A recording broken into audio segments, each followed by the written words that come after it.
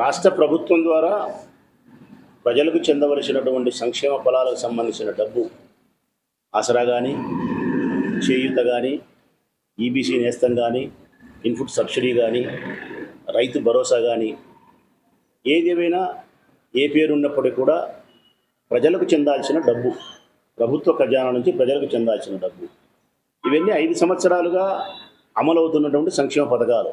ఇది కొత్తగా ప్రవేశపెట్టే సంక్షేమ పథకాలు కాదు, ఓట్ల కోసం ఇచ్చే తాయిలాలు కాదు, ఎప్పటి నుంచో అమలవుతా ఉండే పథకాలు. మరి రొటీన్గా చివరిగా రావాల్సిన వైఎస్ఆర్ ఆసరా ఈ ప్రొద్దుటూరు పట్టణంలో కూడా దాదాపుగా 500 గ్రూపులకు రావాలి ఇంకా డబ్బులు. చంద్రబాబు నాయుడు కోర్టుకు పోవడం, ప్రజలకు సంక్షేమ పథకాల డబ్బు అందనీయకుండా చేయడం, ఇది ఎంతవరకు న్యాయం అని అడుగుతాను. ఎన్నికల కమిషన్ అయినా కానీ ఆలోచించాల్సిన బాధ్యత ఉంది కదా అని నేను భావిస్తూ ఉన్నాను. ఈ సంక్షేమ పథకాలు కొత్తగా ప్రవేశపెట్టేటియా కాదు, ఎన్నికల కోసం ఇచ్చే తాయిలాలా కావు. గత 5 ఏళ్ళుగా జరుగుతూ ఉన్నాయి.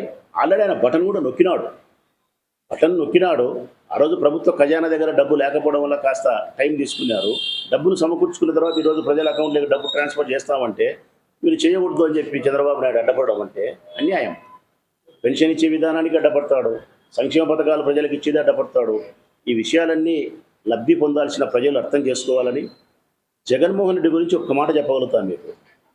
గడిచిన 5 సంవత్సరాల కాలంలో, కరోనా లాంటి కష్టకాలంలో కూడా మీకు అందించాల్సిన లబ్ధిని, సంక్షేమ పథకాలను ప్రతి సంవత్సరం ఏటా మీకు అందాల్సిన డబ్బును కరోనా లాంటి కష్టకాలంలో ఆర్థిక ద్రవ్యోల్బణం కష్టంలో ఉండే పరిస్థితుల్లో కూడా మీకు ఇచ్చినాడు ఆయన. ఏ ఒక్కరోజు మీకు నిలబెట్టుకోగలిగినాడు.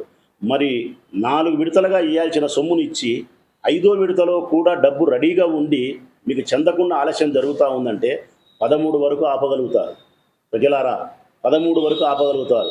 13 తర్వాత నేరుగా మీ అకౌంట్లోకి రాజమార్గాన మీకు రావాల్సిన ఆసరా కానీ, మీకు ఏ డబ్బైనా సరే మీకు రావాల్సినది 14వ తారీఖున మీ అకౌంట్లోకి వస్తుంది. ఇబ్బంది లేదు. ఆయన నిజాయితీని మీరు ఏమాత్రం శంకించాల్సిన అవసరం లేదు. చంద్రబాబు నాయుడు యొక్క మోసపూరిత, కుట్రపూరిత ఆలోచన విధానాన్ని గమనించండి, అర్థం చేసుకోమని చెప్పి అభ్యర్థిస్తూ మీ రాచమల్లు.